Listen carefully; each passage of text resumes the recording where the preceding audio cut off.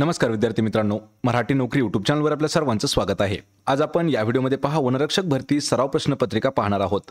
हा जो आहे आपला वनरक्षक भरतीवरचा हा आपला 19वा व्हिडिओ आहे।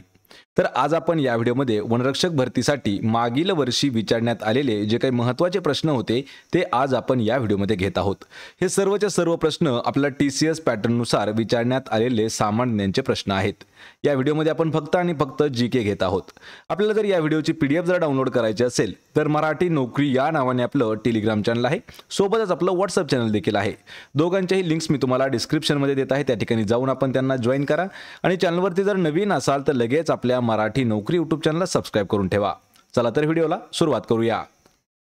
तर पहा, आपला प्रश्न पहिला आहे, पंतप्रधान आयुष्यमान भारत जन आरोग्य या योजनेअंतर्गत किती वर्षे व त्याहून अधिक वयाच्या सर्व ज्येष्ठ नागरिकांना आरोग्य सुविधा उपलब्ध करून देण्यास मंजुरी देण्यात आलेली आहे। मित्रांनो, हा जो प्रश्न आहे हा प्रश्न आपण 2024च्या करंट अफेअर्सवर आधारित घेतलेला आहे। या ठिकाणी प्रश्न काय विचारलाय की एक योजना दिलेली आहे। योजना कोणती आहे? पंतप्रधान आयुष्यमान भारत जन आरोग्य योजना। तर या योजनेअंतर्गत किती वर्षे किंवा त्या वर्षापेक्षा अधिक जेवढे काही ज्येष्ठ नागरिक आहेत अशा सर्वांना आरोग्य सुविधा उपलब्ध करून देण्यास मंजुरी देण्यात आलेली आहे।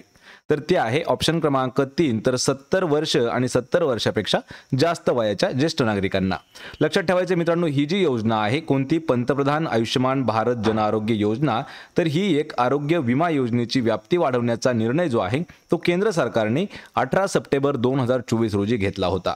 आणि 70 वर्षाचे जेवढे काही पुढचे सर्व ज्येष्ठ नागरिक असतील तर त्यांना कोणत्याही उत्पन्नाच्या मर्यादेशिवाय ही जी आरोग्य सुविधा आहे ती उपलब्ध करून देण्यास मंजुरी देण्यात आलेली आहे। पर्याय क्रमांक 3 आपलं या प्रश्नाचं उत्तर असणार आहे।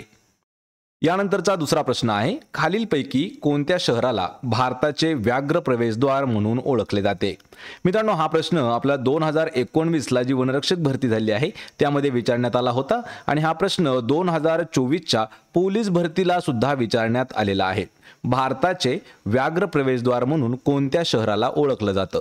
तर या प्रश्नाचं आपलं उत्तर असणार आहे पहा, पर्याय क्रमांक 4, तर नागपूर हे जे शहर आहे या शहराला भारताचे व्याघ्र प्रवेशद्वार म्हणून ओळखलं जातं। पर्याय क्रमांक 4 आपलं या प्रश्नाचं उत्तर होईल।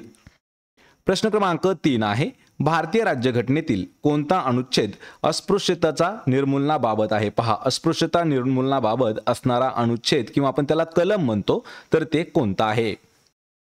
या प्रश्नाचं उत्तर आहे ऑप्शन क्रमांक 3, तर अनुच्छेद 17 म्हणजेच कलम 17 हे जे आहे हे भारतीय राज्यघटनेतील अनुच्छेद 17 लक्षात ठेवायचे अस्पृश्यतेच्या निर्मूलनाबाबत ठरवण्यात आलेला आहे।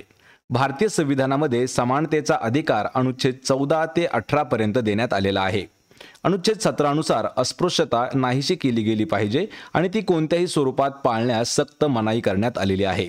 अस्पृश्यतेमुळे उद्भवलेल्या कोणत्याही विकलांगतेची अंमलबजावणी या कायद्यानुसार दंडनीय गुन्हा समजला जातो।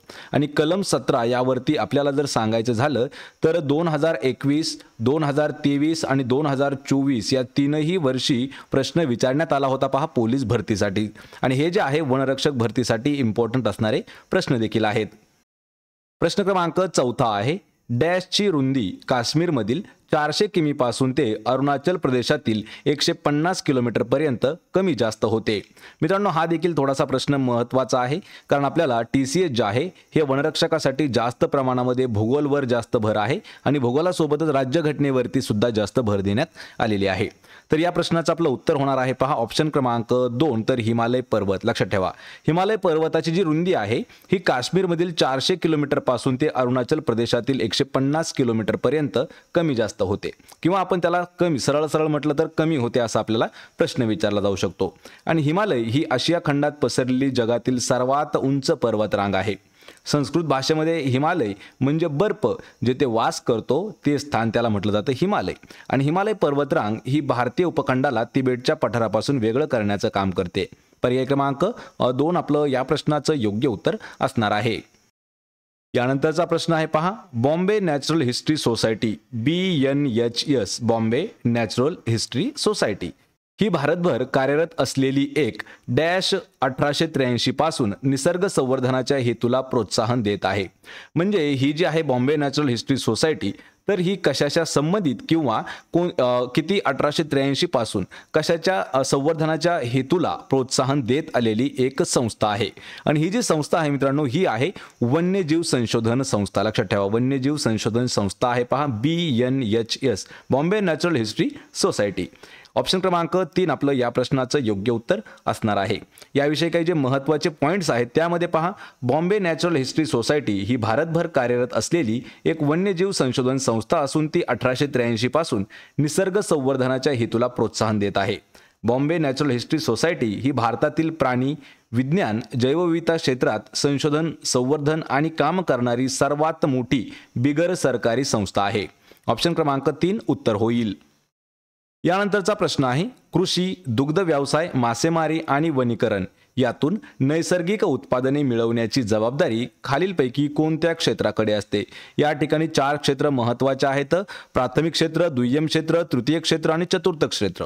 पण यामध्ये काय दिलेलं आहे की कृषी, दुग्ध व्यवसाय, मासेमारी आणि वनीकरण यातून नैसर्गिक उत्पादने मिळवण्याची जी जबाबदारी आहे ती कोणत्या क्षेत्राकडे दिली जाते? तर ती देण्यात येते पहा प्राथमिक क्षेत्राकडे. म्हणजेच पर्याय क्रमांक 4 आपलं या प्रश्नाचं योग्य उत्तर असणार आहे. यामध्ये पहा, कृषी, दुग्ध व्यवसाय, मासेमारी आणि वनीकरण यामधून नैसर्गिक उत्पादने मिळवण्याची जी जबाबदारी आहे ती आहे प्राथमिक क्षेत्राची. त्यांना प्राथमिक क्षेत्र असंही म्हटलं जातं कारण इतर सर्व उत्पादनांसाठी आधार जो आहे तो प्रदान करते. भारताच्या GDP मध्ये त्याचा वाटा जो आहे तो आहे 29.6% एवढा. यामध्ये पहा, खाणकाम, उत्खनन, उद्योग, वीज आणि बांधकाम ही जी काही दुय्यम क्षेत्र देण्यात आलेली आहेत. पर्याय क्रमांक 4 आपलं या प्रश्नाचं उत्तर होईल. यानंतरचा प्रश्न आहे पहा, डॅश हे भारतातील सर्वात उंच मिनार आहे. तर लक्षात ठेवा, भारतातील सर्वात उंच मिनार जे आहे ते कोणतं आहे? तर ते आहे ऑप्शन क्रमांक 1 तर कुतुब मिनार भारतातील सर्वात उंच असणारं एक मिनार आहे. पहा, कुतुब मिनार. विटांनी बांधलेली जगातील सर्वात उंच इमारत, या ठिकाणी आपण त्याला म्हणू शकतो जगातील सर्वात उंच इमारत देखील म्हणू शकतो. कशाने? विटांनी बांधलेली. तर कुतुब मिनार हा भारताच्या दक्षिण दिल्ली शहरातील मेहरौली या भागामध्ये स्थित आहे. ही वास्तू युनेस्कोनं जागतिक वारसा स्थळ म्हणून देखील घोषित केलेली आहे. मित्रांनो, यापूर्वी जेवढे काही आपण 18 व्हिडिओ घेतलेले आहेत पहा वनरक्षक भरती 2023 वरचे, त्या 18च्या 18 व्हिडिओच्या लिंक्स मी तुम्हाला डिस्क्रिप्शनमध्ये देत आहे. त्या ठिकाणी प्रत्येक व्हिडिओ जाऊन पाहून घ्या, म्हणजे आपल्याला 2023चा पॅटर्न कसा आहे हे समजून येईल. त्या अनुषंगाने आपण 2025च्या वनरक्षक भरतीसाठी तयारी करू शकता. पर्याय क्रमांक 1 आपलं या प्रश्नाचं उत्तर होईल. प्रश्न क्रमांक 8 आहे, डॅश हा वंचित जंगल जमीन संरक्षण, पुनरुत्थान आणि विकासासाठी ग्रामसमितींच्या सहभागाद्वारे लोकांचे आंदोलन तयार करण्यासाठी एक सरकारी उपक्रम आहे. म्हणजे खालीलपैकी असा कोणता उपक्रम आहे की जो उपक्रम वंचित जंगल जमीन संरक्षण, पुनरुत्थान आणि विकासासाठी ग्रामसमितींच्या सहभागाद्वारे लोकांचं आंदोलन तयार करतो? तर तो उपक्रम कोणता आहे? आणि हा जो उपक्रम आहे हा सरकारी उपक्रम आहे. उपक्रमाचं नाव आहे पहा संयुक्त वन व्यवस्थापन. ऑप्शन क्रमांक 4 आपलं या प्रश्नाचं योग्य उत्तर असणार आहे. प्रश्न क्रमांक 9 आहे, महाराष्ट्रात कोकण किनारपट्टीचा मैदानी प्रदेश सह्याद्री टेकड्यांच्या डॅश आहे. डॅश आहे म्हणजे काय विचारले की कोणत्या दिशेला आहे? लक्षात ठेवा, प्रश्न मित्रांनो हा थोडासा महत्त्वाचा आहे. आणि या प्रश्नाचं उत्तर काय होईल? तर पर्याय क्रमांक 4 तर पश्चिमेला आहे. महाराष्ट्रामध्ये कोकण किनारपट्टीचा जो मैदानी प्रदेश आहे तो सह्याद्री टेकड्यांच्या पश्चिमेला स्थित आहे. महाराष्ट्राच्या अरबी समुद्र व सह्याद्री पर्वत यांच्या दरम्यान असणाऱ्या दक्षिणोत्तर लांब पट्ट्याला कोकण असं म्हटलं जातं. कोकण किनारपट्टी ही 720 किलोमीटर लांबीचा समुद्र किनारा आहे. यामध्ये कर्नाटक, गोवा आणि महाराष्ट्र या पश्चिम भारतीय राज्यांच्या किनारपट्टी जिल्ह्यांचा समावेश होतो. पर्याय क्रमांक 4 आपलं या प्रश्नाचं योग्य उत्तर होईल. जे काही आपण महत्त्वाचे हे प्रश्न घेत आहोत मित्रांनो, हे पुस्तकातील जशास तसे विचारण्यात आलेले आपल्याला प्रश्न आहेत. प्रश्न क्रमांक 10 आहे, भारतातील पहिले ग्रामीण विद्यापीठ असलेल्या चित्रकूटमध्ये खालीलपैकी कोणी ग्रामोदय विद्यापीठ सुरू केले होते? या ठिकाणी हा देखील प्रश्न खूप महत्त्वाचा आहे. तलाठी भरतीमध्ये सुद्धा हा प्रश्न 2023ला विचारण्यात आलेला होता. आणि TCS हा जो पॅटर्न आहे मित्रांनो, तलाठी भरती, जिल्हा परिषदला तर IBPS घेतं, पण तलाठी भरती, वनरक्षक भरती आणि जेवढ्या काही बाकीच्या अजून परीक्षा आहेत काही महत्त्वाच्या, तर ते TCS पॅटर्न घेत आहे. तर त्यातीलच हा जशास तसा प्रश्न आपण घेतलेला आहे. काय विचारलंय की भारतातील पहिले ग्रामीण विद्यापीठ असलेलं जे चित्रकूट आहे तर त्यामध्ये ग्रामोदय विद्यापीठाची सुरुवात कोणी केली? तर ती जी सुरुवात आहे ती केली होती ऑप्शन क्रमांक 4 नानाजी देशमुख यांनी. तर नानाजी देशमुख यांचं पूर्ण नाव काय आहे? चंडिकादास अमृतराव देशमुख. 1972 वर्षी दीनदयाळ संशोधन संस्थेची स्थापना करण्यात आली. 1991 मध्ये चित्रकूट ग्रामोदय विद्यापीठाची स्थापना केली आणि हे भारतातील पहिलं ग्रामीण विद्यापीठ ठरलं ज्याचे कुलपती स्वतः नानाजी देशमुख होते. नानाजी देशमुख यांना 1999 साली पद्मविभूषण पुरस्काराने सन्मानित करण्यात आलं होतं आणि 2019 मध्ये भारतरत्न पुरस्काराने त्यांना सन्मानित करण्यात आलं आहे. पर्याय क्रमांक 4 आपलं या प्रश्नाचं उत्तर होईल. प्रश्न क्रमांक 11 आहे, महाराष्ट्रातील कोणत्या नदीमुखामध्ये खनिज तेल आणि नैसर्गिक वायूचे साठे स्थित आहेत? आपल्याला काय विचारलंय की राज्यामधील महाराष्ट्रातील कोणतं असं नदीचं मुख आहे की त्यामध्ये खनिज तेल आणि नैसर्गिक वायूचे साठे जास्त प्रमाणात आढळतात? तर या प्रश्नाचं उत्तर आहे ऑप्शन क्रमांक 2 तर गोदावरी नदी. लक्षात ठेवा मित्रांनो, महाराष्ट्रातील गोदावरी नदी मुखाजवळ खनिज तेल आणि नैसर्गिक वायूचे साठे स्थित आहेत. गोदावरी नदीची गणना भारतातील प्रमुख नद्यांमध्ये केली जाते. या नदीला दक्षिण गंगा असे देखील म्हटलं जातं. यावरती प्रश्न आपल्याला विचारला होता पोलीस भरतीसाठी की दक्षिण गंगा म्हणून कोणत्या नदीची ओळख आहे? तर लक्षात ठेवा गोदावरी नदीलाच दक्षिण गंगा म्हणून देखील ओळखलं जातं आणि गोदावरी नदीची लांबी 1450 किलोमीटर इतकी आहे. गोदावरी नदीचा उगम जो आहे तो नाशिक जवळ त्र्यंबकेश्वर या ठिकाणी महाराष्ट्र राज्यामध्ये होतो. आपण एक व्हिडिओ घेतलेला आहे त्यामध्ये जेवढ्या काही महाराष्ट्रात वाहणाऱ्या महत्त्वाच्या नद्या आहेत त्या नद्या आणि त्यांचे उगमस्थान त्या व्हिडिओमध्ये आपण कव्हर केले आहेत. त्या व्हिडिओची लिंक देखील मी तुम्हाला डिस्क्रिप्शनमध्ये देत आहे. तो जर व्हिडिओ पाहिला तर आपल्याला 1 ते 2 मार्काची हमी नक्की मिळणार आहे. तर गोदावरीच्या मुखामध्ये नैसर्गिक वायूचे साठे आणि तेलाचे साठे देखील आहेत. पर्याय क्रमांक 2 आपलं या प्रश्नाचं उत्तर होईल. प्रश्न क्रमांक 12 आहे, हिमालयीन पर्वतीय प्रदेशामध्ये 3600 मीटरपेक्षा जास्त उंचीवर कोणत्या प्रकारची वनस्पती आढळते? या ठिकाणी काय विचारले की हिमालयाचा पर्वतीय प्रदेश आहे त्यामध्ये 3600 मीटरपेक्षा जास्त उंचीवर कोणत्या प्रकारची वनस्पती आढळते? तर त्या ठिकाणी ऑप्शन क्रमांक 3 तर अल्पाईन गवताळ प्रदेश जो आहे तर त्या ठिकाणी आढळते पहा अशा प्रकारच्या वनस्पती. पर्याय क्रमांक 3 आपलं या प्रश्नाचं योग्य उत्तर असणार आहे. प्रश्न क्रमांक 13 आहे, 1857चा उठाव झाला तेव्हा भारताचे गव्हर्नर जनरल खालीलपैकी कोण होते? कधी? 1857च्या उठावावेळी. मित्रांनो या प्रश्नाचं उत्तर काय असणार आहे? तर लॉर्ड कॅनिंग. लक्षात ठेवा ऑप्शन क्रमांक 2 आपलं या प्रश्नाचं उत्तर असणार आहे. लॉर्ड कॅनिंग ज्यावेळी 1857चा उठाव झाला तर तेव्हा भारताचे गव्हर्नर जनरल जे आहेत ते होते लॉर्ड कॅनिंग आणि त्यांचा जो कार्यकाळ आहे तो 1856 ते 1860 एवढा होता. सन 1857चा उठाव जो आहे तो भारताच्या इतिहासातील एक महत्त्वाची खूण ठरलेली आहे जो लॉर्ड कॅनिंग गव्हर्नर जनरल यांच्या काळामध्ये झालेले आहे. शिपाई बंड किंवा स्वातंत्र्याचे पहिले युद्ध 1857 मध्ये ब्रिटिश राजवटीविरुद्ध व्यापक परंतु अयशस्वी बंड ठरले होते आणि हा प्रश्न आपल्याला विचारण्यात आला होता पहा महाडा भरतीला सुद्धा. तर 1857चा उठाव झाला त्यावेळी भारताचे गव्हर्नर जनरल कोण होते? Lord Canning. ऑप्शन क्रमांक 2 आपलं या प्रश्नाचं उत्तर होईल. प्रश्न क्रमांक 14 आहे, खालीलपैकी कोणाची संविधान सभेची अस्थायी अध्यक्ष म्हणून निवड करण्यात आली होती? पहा संविधान सभेचे अस्थायी अध्यक्ष म्हणून कोणाची निवड करण्यात आली होती?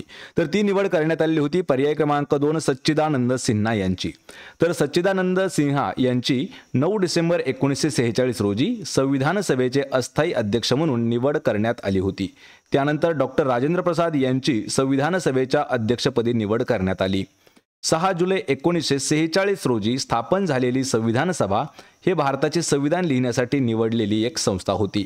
पर्याय क्रमांक 2 आपलं या प्रश्नाचं योग्य उत्तर असणार आहे. प्रश्न क्रमांक 15 आहे, लोकप्रिय गोपीनाथ बोरदोलोई आंतरराष्ट्रीय विमानतळ खालीलपैकी कोणत्या राज्यामध्ये स्थित आहे? पहा या ठिकाणी एक विमानतळाचं नाव दिलेलं आहे पहा, गोपीनाथ बोरदोलोई आंतरराष्ट्रीय विमानतळ कोणत्या राज्यामध्ये स्थित आहे? तर हे असणार आहे कोणत्या राज्यामध्ये? पर्याय क्रमांक 1 तर आसाम या राज्यामध्ये स्थित आहे. या ठिकाणी पहा मित्रांनो यावरती जे काही आपण महत्त्वाचे पॉइंट्स घेत आहोत ना तर हे पॉइंट्स खूप महत्त्वाचे ठरतात म्हणजे आपल्याला यापैकी एखादा प्रश्न हा नक्की विचारला जाऊ शकतो. तर लोकप्रिय गोपीनाथ बोरदोलोई आंतरराष्ट्रीय विमानतळ तथा गुवाहाटी आंतरराष्ट्रीय विमानतळ भारतातील आसाम राज्याच्या गुवाहाटी शहरातील एक विमानतळ आहे आणि याचं जुनं नाव जे आहे ते बोरझार विमानतळ असं होतं. पर्याय क्रमांक 1 आपलं या प्रश्नाचं उत्तर असेल. प्रश्न क्रमांक 16 आहे, भारताच्या संविधानातील कोणत्या कलमातील अंतर्गत राज्यातील राष्ट्रपती राजवटीची अंमलबजावणी करण्यात आलेली आहे? पहा, या ठिकाणी प्रश्न हा खूप महत्त्वाचा आहे. भारताच्या संविधानातील कोणत्या कलमा अंतर्गत राज्यातील राष्ट्रपती राजवटीची अंमलबजावणी ही करण्यात आलेली आहे? आणि या प्रश्नाचं उत्तर असणार आहे पहा, अनुच्छेद 356. पर्याय क्रमांक 2 आपलं या प्रश्नाचं योग्य उत्तर असणार आहे. प्रश्न क्रमांक 17 आहे, सविनय कायदेभंगाची चळवळ डॅशच्या निर्मूलनाने सुरू झाली? तर कशाच्या निर्मूलनाने सविनय कायदेभंग चळवळ जी आहे ती सुरू करण्यात आली होती? तर ती झाली होती पर्याय क्रमांक 1 तर मिठाचा कायदा याच्या निर्मूलनाने सुरू झालेली होती सविनय कायदेभंगाची चळवळ. तर मित्रांनो पहा, मिठावर लादलेला जो कर होता, टॅक्स होता, तो महात्मा गांधींना मान्य नव्हता. त्यामुळे त्यांनी कायदेभंगाची चळवळ मिठाचा सत्याग्रह करून करावी अशी कल्पना त्यांना सुचली आणि 12 मार्च 1930 रोजी साबरमतीच्या आश्रमातून महात्मा गांधी मिठाच्या सत्याग्रहासाठी दांडी यात्रेला निघाले होते. तारीख लक्षात ठेवा, 12 मार्च 1930 रोजी. पर्याय क्रमांक 1 आपलं या प्रश्नाचं योग्य उत्तर होईल. प्रश्न क्रमांक 18 आहे, पटकाई टेकड्या, नागा टेकड्या, मणिपूर टेकड्या आणि मिझो टेकड्या हे डॅशचे भाग आहेत? म्हणजे कशाचे भाग आहेत? यामध्ये 4 टेकड्या दिलेल्या आहेत, पटकाई टेकड्या, नागा टेकड्या, मणिपूर टेकड्या आणि मिझो टेकड्या. तर ह्या कशाच्या भाग आहेत? तर या प्रश्नाचं उत्तर आहे पर्याय क्रमांक 3 तर पूर्वेकडील हिमालय पर्वताचे हे भाग आहेत. यामध्ये लक्षात ठेवा, पटकाई टेकड्या, नागा टेकड्या, मणिपूर टेकड्या आणि मिझो टेकड्या हे पूर्वेकडील हिमालय पर्वताचे काही भाग आहेत. हिमालय ही आशिया खंडात पसरलेली जगातील सर्वात उंच पर्वतरांग मानली जाते. हिमालय पर्वतरांग भारतीय उपखंडाला तिबेटच्या पठारापासून वेगळं करण्याचं काम करते. पर्याय क्रमांक 3 आपलं या प्रश्नाचं उत्तर होईल. प्रश्न क्रमांक 19 आहे, कोणत्या उच्च न्यायालयाच्या पहिल्या महिला मुख्य न्यायाधीश म्हणून न्यायमूर्ती रितू बहारी यांनी 4 फेब्रुवारी 2024 रोजी शपथ घेतली होती? हा प्रश्न आपण घेतलेला आहे करंट अफेअर्स 2024चा, लक्षात ठेवा. त्यामुळे हा प्रश्न खूप महत्त्वाचा आहे आणि या प्रश्नाचं योग्य उत्तर असणार आहे पर्याय क्रमांक 2 तर उत्तराखंड हे आपलं योग्य उत्तर होईल. पहा, उत्तराखंड उच्च न्यायालयाच्या पहिल्या महिला मुख्य न्यायाधीश म्हणून न्यायमूर्ती रितू बहारी यांनी 4 फेब्रुवारी 2024 रोजी शपथ घेतली होती. नायब राज्यपाल गुरमीत सिंग यांनी त्यांना ही शपथ दिली होती. त्यापूर्वी त्या पंजाब आणि हरियाणा उच्च न्यायालयाच्या वरिष्ठ न्यायाधीश म्हणून काम पाहत होत्या. पर्याय क्रमांक 2 आपलं या प्रश्नाचं उत्तर होईल. या व्हिडिओचा आपला शेवटचा प्रश्न आहे प्रश्न क्रमांक 20 तर खालीलपैकी कोणते स्वातंत्र्य सेनानी हे ब्रिटिशांमध्ये भारतीय असंतोषाचे जनक म्हणून प्रसिद्ध होते? सरळ सरळ प्रश्न आहे, भारतीय असंतोषाचे जनक म्हणून कोणाची ओळख आहे? तर ते म्हटलं जातं त्यांना ऑप्शन क्रमांक 4 बाळ गंगाधर टिळक यांना भारतीय असंतोषाचे जनक म्हणून ओळखलं जातं. त्यांनी काही महत्त्वाचे मित्रांनो विधान देखील केले होते. त्यापैकी कोणतं आहे? स्वराज्य हा माझा जन्मसिद्ध हक्क आहे आणि मी तो मिळवणारच, अशी ग्वाही देणारे बाळ गंगाधर टिळक हे भारतीय स्वातंत्र्य चळवळीतील पहिले नेते होते. व्हॅलेंटाईन चिरोल याने भारतीय असंतोषाचे जनक त्यांना म्हटलं होतं. महात्मा गांधींनी त्यांना आधुनिक भारताचे जनक म्हणून देखील म्हटलं होतं. पर्याय क्रमांक 4 आपलं या प्रश्नाचं योग्य उत्तर होईल. तर मित्रांनो, हे होते पहा महत्त्वाचे 20 प्रश्न जे आपण स्पष्टीकरणासह घेतलेले आहेत आणि हे सर्वच्या सर्व प्रश्न आपल्याला 2023च्या वनरक्षक भरतीमध्ये विचारण्यात आले होते. यामध्ये आपण 4 ते 5 प्रश्न काही मनाने ॲड केलेले आहेत. त्यामध्ये करंट अफेअर्सचे प्रश्न आपण घेतलेले आहेत. आपल्याला हा व्हिडिओ कसा वाटला हे मला कमेंट करून नक्की सांगा. व्हिडिओ जर आवडला तर व्हिडिओला लाईक करा, मित्रांमध्ये व्हिडिओ शेअर करा आणि आपल्या मराठी नोकरी यूट्यूब चॅनलला सबस्क्राईब करून ठेवा. प्रत्येक व्हिडिओची PDF अगदी आपल्याला फ्रीमध्ये देण्यात आलेली आहे. त्यासाठी आपलं मराठी नोकरी टेलिग्राम चॅनल आहे, त्याची लिंक मी तुम्हाला डिस्क्रिप्शनमध्ये दिलेली आहे.